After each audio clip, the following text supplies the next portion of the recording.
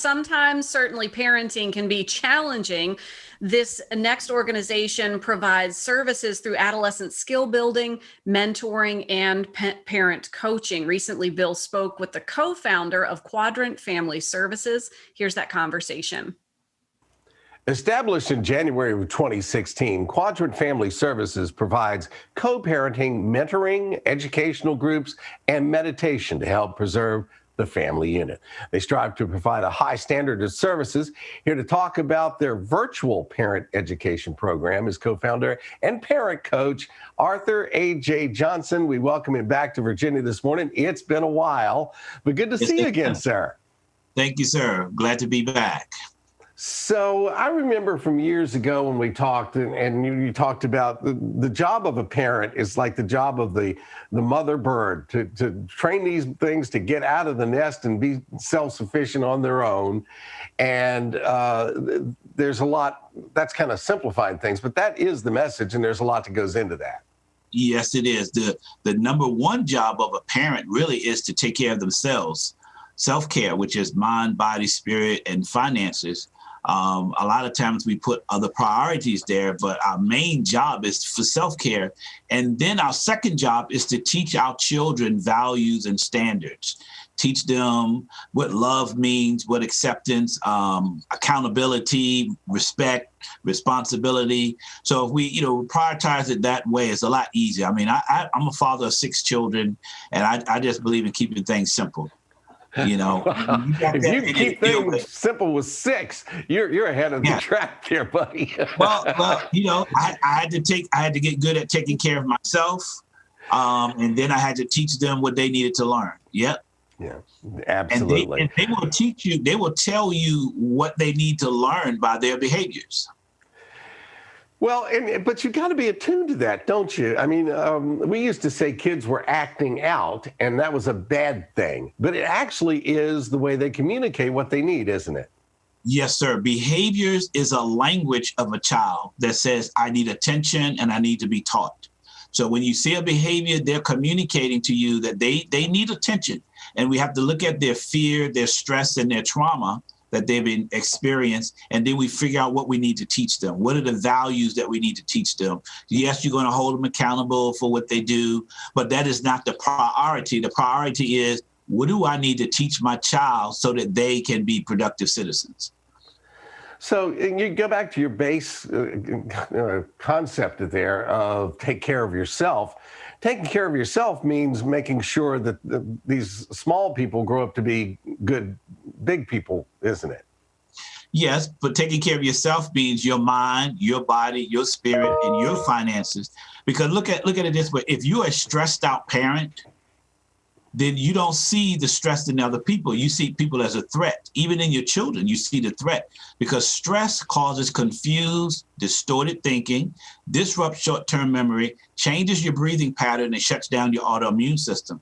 So when you're stressed out, you don't see, I love my child. You see them as a threat. You need to stop that.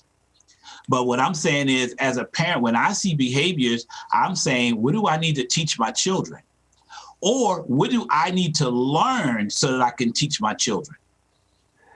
Yeah, and you know what? You're a great listener. I can get that. And obviously, then once you've listened, then you know how to act. Yes. Yes. And you listen, their behaviors, it's a language. It communicates everything you need to know, from lying, from stealing, to fighting, to drinking, to smoking. I mean, I give you an example. I have my son, he's 29 now, but when he was 12, he was smoking cigarettes, smoking weed, drinking, curse people out. He would walk out of classrooms, 8th grade. And I was at the school 3 to 4 days a week dealing with behavior issues. And it was like, okay, but I knew what his fear, stress, and trauma was. And I said, what do I need to teach this child so that I can avoid these problems happening 6 other times?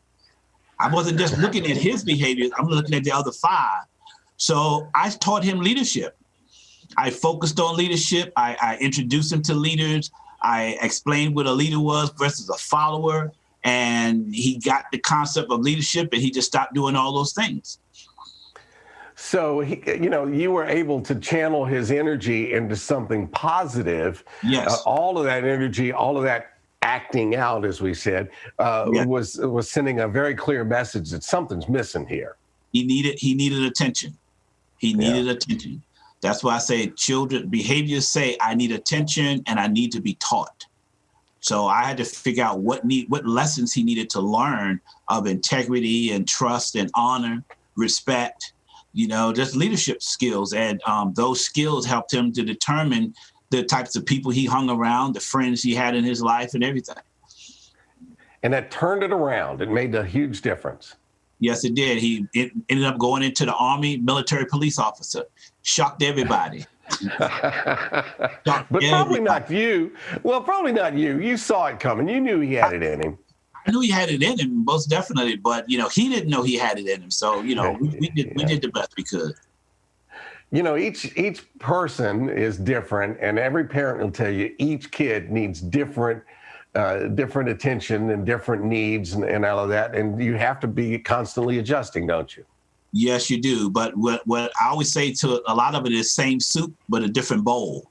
And that behaviors are behaviors. Behaviors are behaviors. My process don't change in that I know that behaviors come from fear, stress, and trauma. And I need to figure out what values I need to teach them. So the values that I teach may be different, but behaviors just say they need attention. First. Same soup, different bowl. I don't think we can top it any better than that. AJ, it's always good to talk to you. Come back. Don't wait a long time next time. Thank you. I won't. And we have people from class as far away as Florida taking my parenting class, and Powhatan, King and Queen, all over the state now because we are virtual. So that helps out a lot, and I've really enjoyed. All right. The virtual parent education will resume on January the 11th and will be offered over Zoom. To find out more about the services they provide, you can go to their website at quadrant-ffs.com. And we'll be right back with more Virginia This Morning after the next break.